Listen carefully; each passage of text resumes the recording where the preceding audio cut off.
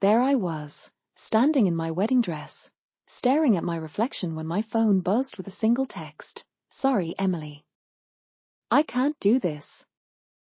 2 days later, I saw the photo, my fiancé and my best friend on some beach. #newbeginnings. What they didn't know? I already had a response prepared. And it was coming to them in a very special delivery package. What happened next made them regret every single choice they'd ever made. But let's start from the beginning. At 8 a.m. on my wedding day, I stood before the mirror doing final touch-ups, perfect winged eyeliner, nude lips, just a hint of blush. The dress we'd custom-ordered from that little boutique on the outskirts of town, where the elderly Italian owner had personally hand-stitched every seam, now fit me like a second skin. Pristine white silk, lace sleeves, a 2-meter train, exactly what I'd dreamed of since childhood. Below, I could already hear guests arriving, the clink of champagne glasses, bursts of laughter. Mom rushed in, adjusted my veil with tears in her eyes. You look breathtaking, sweetheart. I forced a smile, my hands trembling. Somewhere beyond that door, beneath the peony and eucalyptus arch, Jake was waiting. My Jake. The same man who'd proposed 3 years earlier on our dorm rooftop with dollar store candles and cheap sparkling wine. The wedding march began. I took a deep breath, gathered my bouquet, his favorite white roses, and ascended the staircase. 150 guests fell silent. But halfway down, my stomach dropped. The silence felt wrong. I looked up. The altar stood empty. Where's Jake? I whispered. My brother, who was supposed to walk me down the aisle, tightened his grip on my arm. His face had gone pale. Emily. That's when my clutch vibrated. A text from Jake. Sorry. Can't do this. Too much responsibility. Not ready. 3 sentences. 3 years together. 30 minutes before I do. I don't remember collapsing. Only the sickening tear of silk as my dress ripped beneath me, pearls scattering across marble like dropped teeth. Mom screaming at planners. Dad frantically calling Jake's phone. Guests whispering behind gloved hands. But mostly, I remember feeling gutted, like someone had reached inside me and turned everything upside down. For 2 days, I didn't leave my room. 2 days staring at ceiling cracks I could now map blindfolded. On day 3, my phone died, mercifully sparing me from more thinking of you texts. I opened my laptop, logged into Instagram. And there it was. Sarah's post. My Sarah. The same best friend who'd sent me a tearful voice memo yesterday saying we're here for you. There she was, lounging on some beach with a cocktail. And behind her, hands possessively around her waist, Jake. #newbeginnings. I zoomed in. The necklace around his throat was unmistakable, the silver anniversary pendant I'd spent months finding, engraved always yours. On her wrist, the matching bracelet we'd bought during our Paris trip. The pieces snapped together. This wasn't cold feet. Not some last-minute panic. They'd planned this. Laughed about it behind my back. And the cruelest part? They weren't even hiding. They'd tagged their betrayal like some fucking trophy. Something inside me shattered then.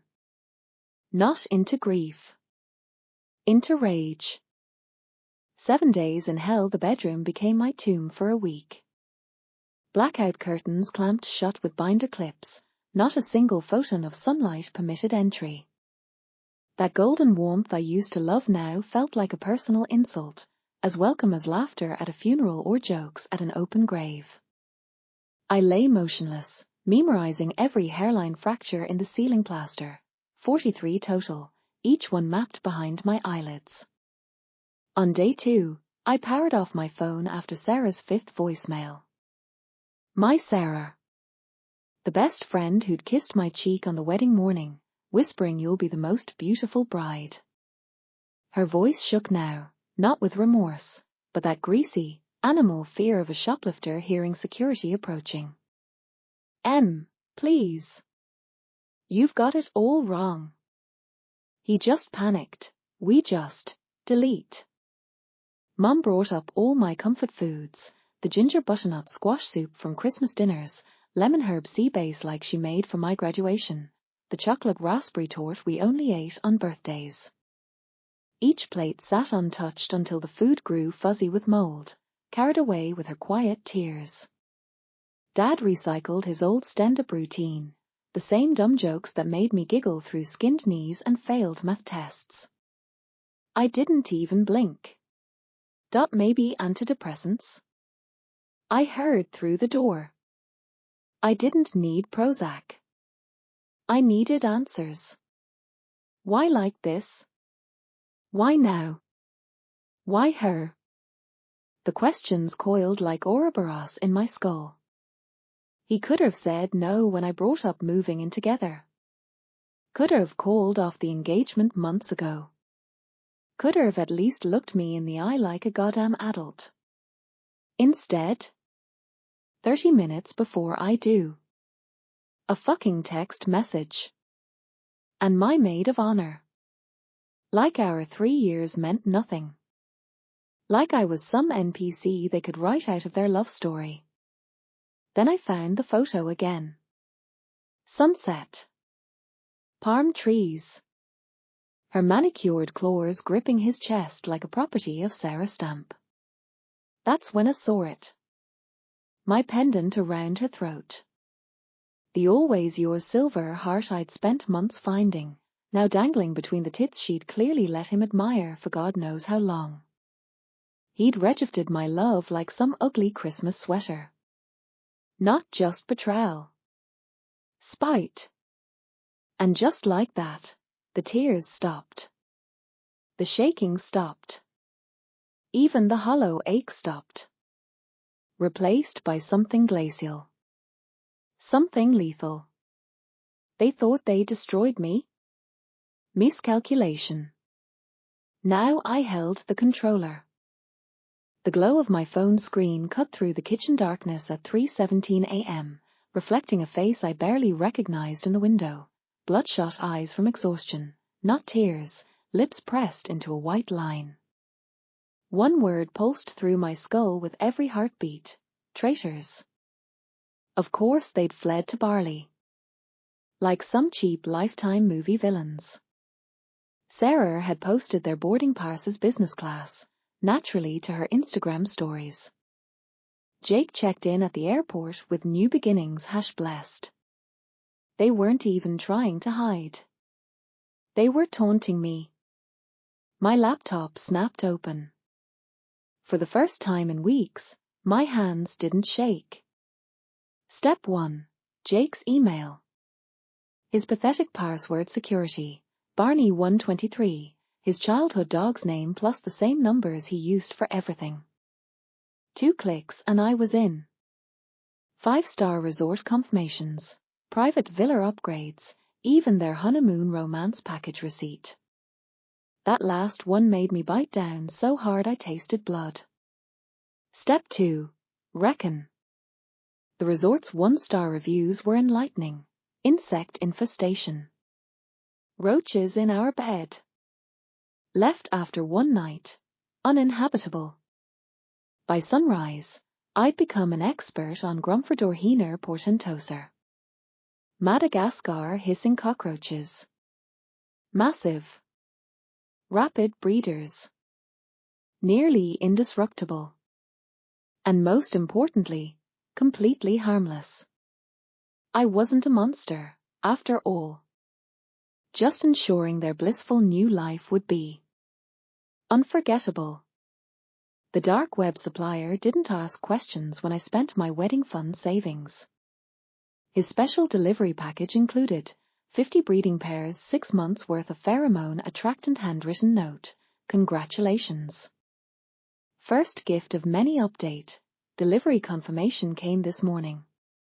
And Sarah's latest story? Them hastily checking out of their resort. Crying face emoji. Unexpected room issues. I finally smiled for the first time in weeks. Phase 2 ships tomorrow, this time to their new hotel. A lovely colony of drywood termites. Exceptionally hungry ones. Perfect for digesting those new Louis Vuitton suitcases. Then will come package 3. And 4. I'll teach them the real meaning of new beginnings. Every morning they'll wake up wondering, what fresh hell today? And every day, I'll provide the answer. Because they thought they could just walk away? Mistake. Now their nightmare belongs to me. 4:17 a.m. The reckoning. My phone lit up at 4:17 a.m. I hadn't slept. I'd been waiting. Sarah's name flashed across the screen. I let it ring exactly 5 times before answering. Didn't even need to speak first. Her scream shattered the silence. What the hell did you do? Her voice cracked like a teenager's. Behind her, Jake was losing it. Jesus Christ. They're in the shower. They're fucking everywhere. I closed my eyes, savoring the chaos like my morning coffee. Just balancing the scales, I said sweetly, like explaining 1 + 1 to a kindergartner. Silence. Then a trembling whisper. You sent those things? The mental image was glorious. Their $3,000 a night ocean view, sweet giant hissing roaches emerging from under the king bed, Jake hopping on furniture in his ratty college boxer, Sarah swinging a stiletto at a cockroach like some deranged Cinderella. Do you like them? I purred. I made sure to get the extra persistent kind. Her sob was fucking poetry. Dawn of justice by noon. I'd blasted their beach photo to everyone we knew. Congrats, lovebirds.